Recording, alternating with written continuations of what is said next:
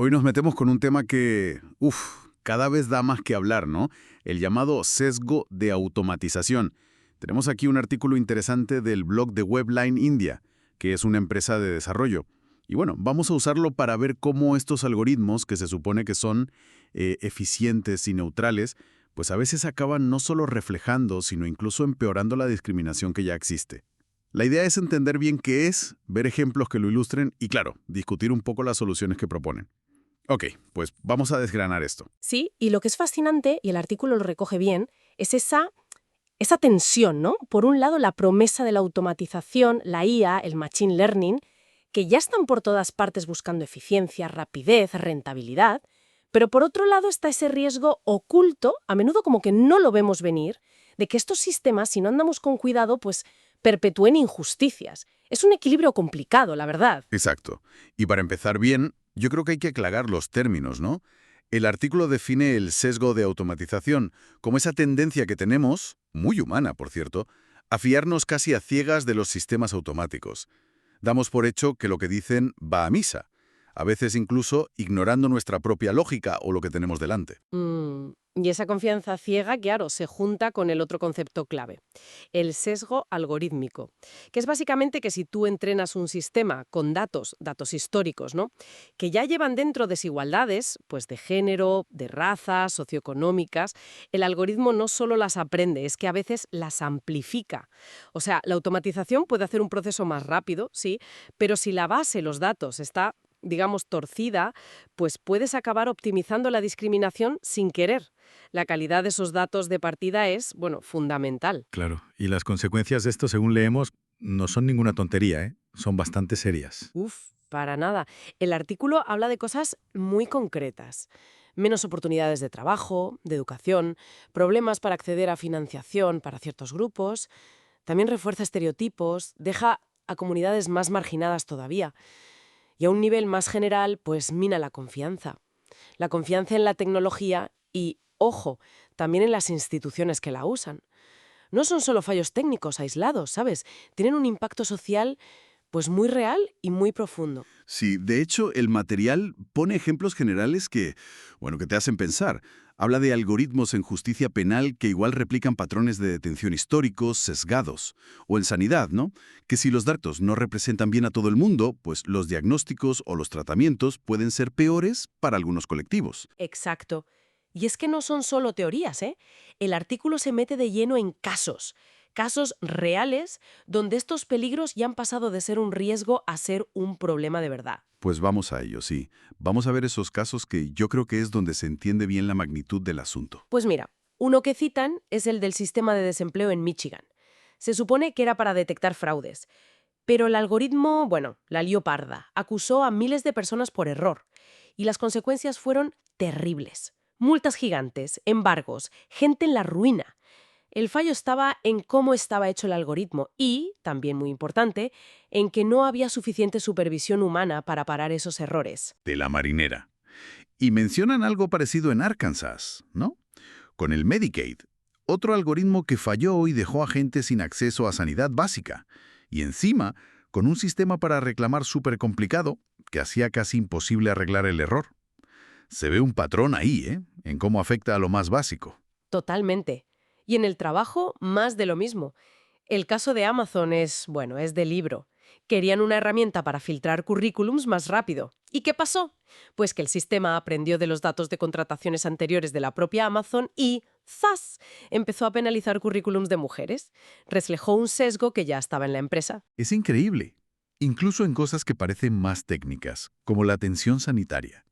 Describen un algoritmo que se usaba para ver qué pacientes necesitaban más cuidados. Pues resultó que, en la práctica, los pacientes negros tenían que estar bastante más enfermos que los blancos para que el sistema les diera la misma prioridad. Un sesgo invisible, pero con efectos muy reales. Sí, sí, y la educación tampoco se salva. Lo que pasó en Reino Unido con la pandemia. Se cancelaron exámenes y usaron un algoritmo para poner las notas. El resultado fue que favoreció a estudiantes de colegios privados y perjudicó a los de entornos más pobres. O sea, amplificó las desigualdades que ya existían en el sistema educativo. Estimado de su hijo. O la asignación de recursos públicos en Detroit, donde un algoritmo priorizó inversiones de forma que perjudicaba a barrios de mayoría negra y pobre. Uf. Es que todos estos ejemplos juntos, tal como los presenta el artículo, llevan a una conclusión, pues bastante clara, ¿no? Estos algoritmos son muy potentes, pero justamente por eso hay que diseñarlos y usarlos con una responsabilidad enorme. No solo evitar fallitos técnicos, es asegurarse activamente de que no estamos creando o empeorando injusticias. La tecnología tiene que estar para sumar, para fomentar la equidad. Vale, vale.